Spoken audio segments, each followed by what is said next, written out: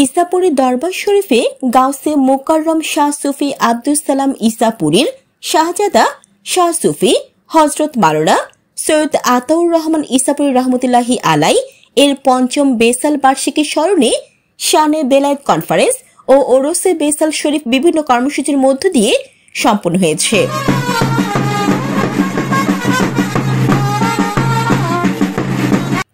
এই উপলক্ষে 19 সেপ্টেম্বর 4 আশ্বিন শুক্রবার সকালে খতমে কোরআন, খতমে গাউসিয়া, খতমে খাজেগান, খতমে দলায়েলুল খয়রাত, খতমে হেজবুল বাহার ও হেজবুল আজম সহ 11টি বিশেষ খতম করা হয়।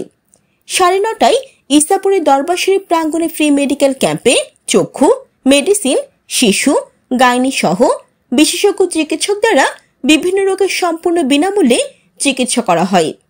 এছাড়া ব্লাড গ্রুপিং ও ডায়াবেটিস পরীক্ষা করা হয়।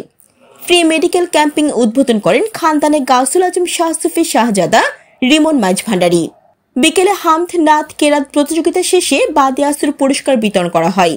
পুরস্কার বিতরণী অনুষ্ঠানে প্রধান অতিথি ছিলেন শাহজাদা প্রফেসর ডাক্তার SM.A. ইরফান ইসাপুরী। বাদে মাগরিব থেকে শুরু হওয়া ওয়াজ মাহফিলে উদ্বোধনী বক্তব্য রাখেন শাহজাদা সৈয়দ এরশাদুল্লাহ ফরমান ইসাপুরী। এই ধরনের লোক তুমি আমার কাছে আনবা। দুনিয়ার হাজার মকসুদের জন্য আমি দোয়া করবো, কিন্তু শুধুমাত্র দুনিয়াতে হাজার মকসুদ পাওয়ার জন্য, কামিয়াব হওয়ার জন্য আসলে লোক তুমি আমার কাছে আনবা।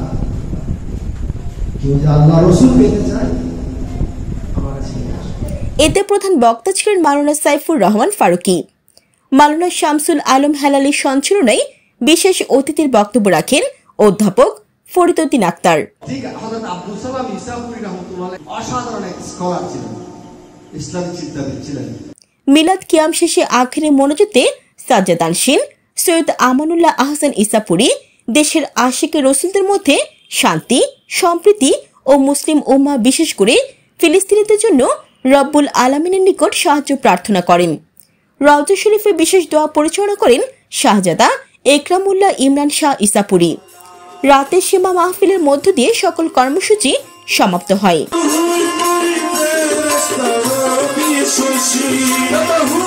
আসসালামু আলাইকুম দর্শক মণ্ডলী, আমি প্রফেসর ডাক্তার SM ইরফান।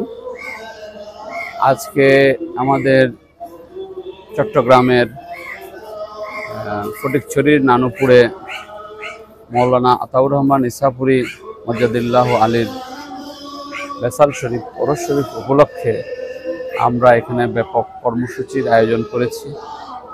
এখানে জিয়াফত, মিলাদ, কোরআন খতম, খতমুল খায়রান, খতমুল দালালুল খায়রাত সহ সমস্ত রকমের খতম সম্পন্ন করার প্রক্রিয়া চলমান।